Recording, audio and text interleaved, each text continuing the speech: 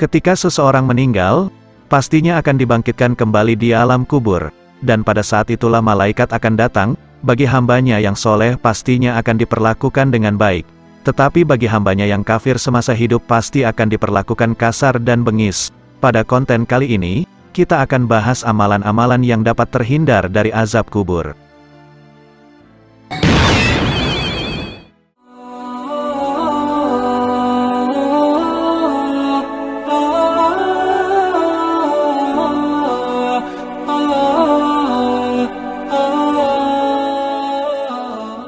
Assalamualaikum warahmatullahi wabarakatuh, sahabat beriman yang dirahmati Allah. Setiap yang bernyawa, pastinya akan mengalami kematian. Dalam agama Islam, kematian merupakan sebuah hal yang mutlak dan tidak mungkin untuk dihindari.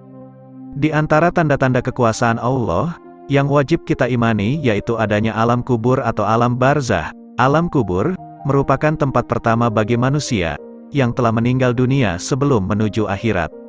Di alam kubur inilah manusia akan mulai mendapatkan balasan dari apa yang ia kerjakan selama hidup di dunia. Ada manusia yang mendapatkan nikmat di alam kuburnya, dan ada pula yang mendapatkan siksa sebagai balasan atas apa yang ia kerjakan. Di alam kubur, tidak ada satupun orang yang menemani kita sekalipun kita memiliki ribuan teman di dunia, harta yang melimpah, jabatan yang tinggi. Namun semua itu tidaklah berarti saat sudah berada di alam kubur. Tidak ada yang bisa menjadi penyelamat, selain amal ibadah selama hidup. Sebelum kita mulai kisahnya, hayo bantu channel ini supaya makin berkembang, dengan menekan tombol like, subscribe, dan klik lonceng supaya gak ketinggalan notifikasinya. Mari kita bangun channel ini sama-sama.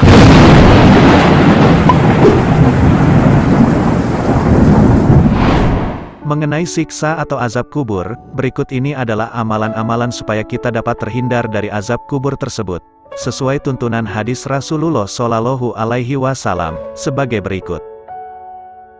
Yang pertama, menjaga sholat 5 waktu. Sholat adalah amalan yang secara khusus langsung diperintahkan oleh Allah kepada Rasulullah Shallallahu Alaihi Wasallam tanpa perantara malaikat Jibril. Sholat adalah amal pertama yang akan diperhitungkan pada hari kiamat. Dalam sebuah hadis dikatakan, Rasulullah Shallallahu Alaihi Wasallam bersabda, "Sesungguhnya, amal yang pertama dihisab pada seorang hamba adalah sholatnya.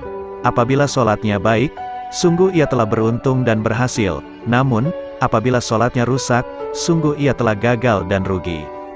Jika ada kekurangan dari sholat wajibnya, Allah Subhanahu wa Ta'ala telah berfirman, "Lihatlah, wahai para malaikat, apakah hambaku memiliki sholat sunnah? Maka disempurnakanlah apa yang kurang dari sholat wajibnya.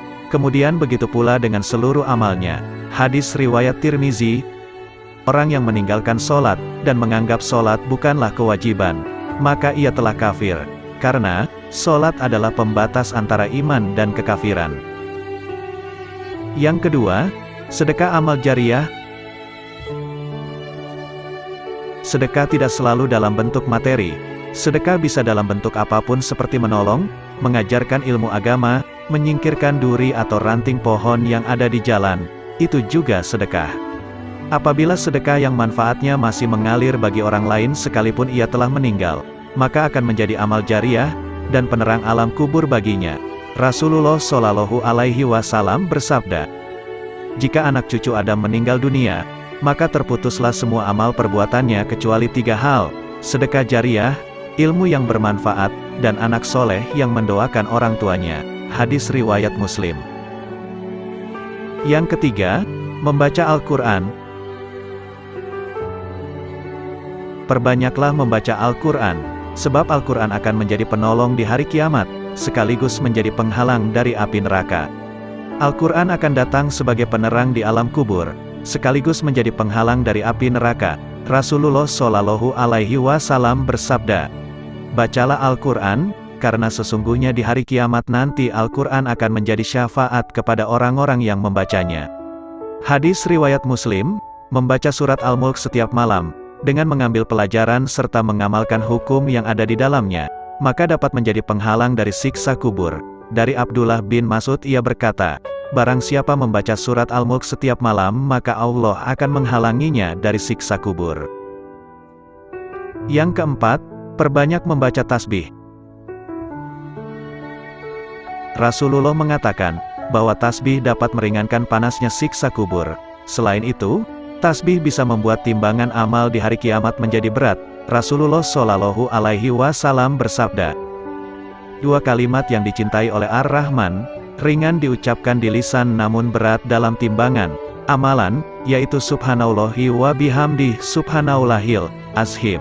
Hadis riwayat Bukhari dan Muslim. Demikianlah amalan-amalan yang dapat menghindarkan kita dari siksa kubur. Semoga sahabat beriman semua bisa selamat dari siksa kubur, sehingga dimudahkan dapat berkumpul bersama keluarga di jannah surganya Allah. Amin. Amin ya robbal alamin. Salam sahabat beriman. Wallahu a'lam bishawab.